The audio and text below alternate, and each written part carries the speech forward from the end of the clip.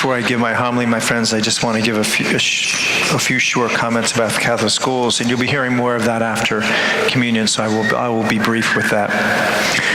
Those three pictures, the students were asked to draw pictures of faith, knowledge, and service. Those are what the themes are Catholic schools this week, and so those are the three winners, my friends. They did a great job, didn't they?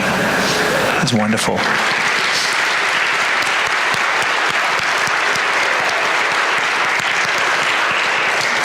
It's cute, isn't it? Learning helps us grow. How true. How true.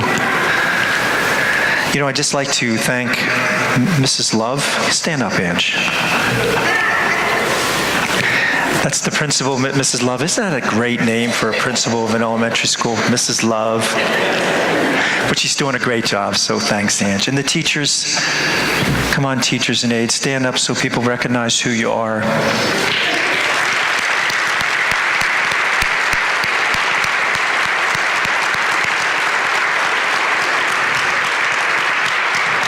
They work, my friends, as hard and maybe even harder than public school teachers and get paid less than half, or at least half. So it's quite a commitment on their part. So thank you so much. And they're wonderful. Thanks, teachers. And the last person group of people I'd like to thank are the parents. Thank you for choosing Catholic education. Thank you. I know it's a sacrifice. I know that, and I know sometimes it really hurts, and sometimes probably you question yourself, is it really worth it?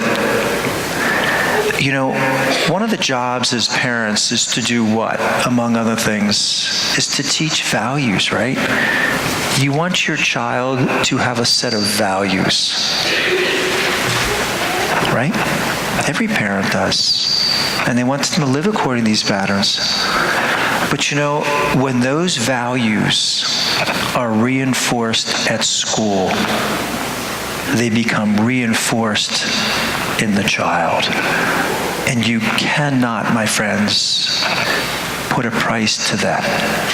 When something isn't reinforced at home and then at school, generally speaking, for the most part, those values become more ingrained. And so you ask me if it's worth it. Is it worth having children and their values? You cannot put a price on it, my friends. It is beyond price. But thank you. Thank you for that commitment. And on today's gospel, it's the Beatitudes. And before I leave on retreat, my friends, I always do two things. I always take a look at the readings, and then I pick up one or two books that I like to do. And I looked at the readings, and they were the Beatitudes. And I thought, oh, they're so hard to grasp and to live. And I thought, you know, and then I thought, well, there's a book that I've had on my shelf for a long time. His name is Peter Kreeft. K-R-E-F-T. He's a professor of philosophy at Boston College, and he wrote a book a number of years ago called Back to Virtue. And so I pulled that book, and it was the most enlightening, wonderful book I've read in a while. And he talks in the Beatitudes. So we'll go through the Beatitudes tonight. Hopefully we'll be out by noon. We'll choose one. We'll choose one. And it's the first one. Blessed are the poor in spirit, for theirs is the kingdom of heaven. Is God saying, you know, blessed are those who have no money and poor? No, right? Mm-mm. First off, he's saying poor in spirit, but he's not saying that at all. The poor are always in need, aren't they? They need help, they need assistance, and they can't make it on their own. But we can, can't we? I'm independent, I'm self-reliant, and I can do it without anybody's help, can't I? Or can I? I don't need anyone's help, my friends. Neither do you. You're doing a great job on your own as it is. The world's doing a great job. They don't need any. They push God way out of the lives of people. People in the world are doing a great job, aren't they? They don't need God. We can do it on our own. We can do it on our own. And we're doing an amazing job at it, aren't we? There's a statue in Birmingham, Alabama, and I've never been down there, but some of you that have been down there would definitely recognize it. It's a landmark, and it's a museum. It's called the Vulcan statue, and it's the largest cast iron statue in the world. It stands 56 feet tall, and it's named after a Roman god of fire and forge, so it's appropriate. Fire and forge is the Vulcan.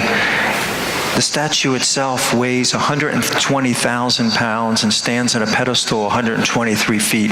So you can see this for miles, and it stands on top of a hill. It's very predominant up there. It represents the great steel industry that used to occupy Birmingham. And it's a symbol. It was built for a specific purpose to give a message. And that message is success, power, and indestructibility. Because that's what steel and industry and success represented.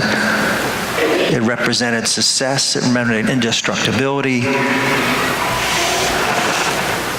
and it represented power. It was built in the late 1800s and then early 2000s, and then in 2003 it was really kind of put together. 1903, and then in 1904 it was disassembled and sent to the World Fair, where it won an award into St. Louis, and then brought back to Birmingham and placed in its pedestal, and there it sat for years on this pedestal. In the late 90s and 2000s, Birmingham spent $14 million repairing this statue of indestructibility and symbol of success and power. It completely had decayed and rotted away, and it was barely noticeable from its original design. It was so decayed and rusted out. Down below, directly below that, in the heart of Birmingham, in the downtown city itself, if you've been there, apparently there's another landmark, and it's another statue. And this one's only a little 5-foot statue, 6-foot statue. It's Pastor Brian is his name. He was a beloved pastor of a Presbyterian church in Birmingham, went to Princeton, then came back to the South, and was beloved there. When his funeral took place, he was born in 1863 and then died in 1941. Almost all the residents of Birmingham attended in some way his funeral. He'd often be seen walking at night without a coat, and they'd say, Brother Brian gave away another coat. He started a homeless shelter that's still there today in Birmingham that he started. And there's that statue. Often when somebody would help him or he would ask for help, he would kneel there and pray with them right there in the street. And so people became accustomed to that symbol. And that's what the statue is. It's him kneeling in prayer with his arm raised like he used to do and pray for those that needed his prayers.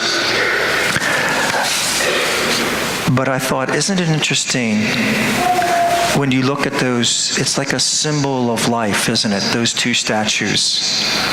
One represented success, power, indestructibility. One represented dependence on God. That simple statue of Pastor Brian has been up for decades and decades. As fine as it could be. All it needed every now and then was a little soap and water.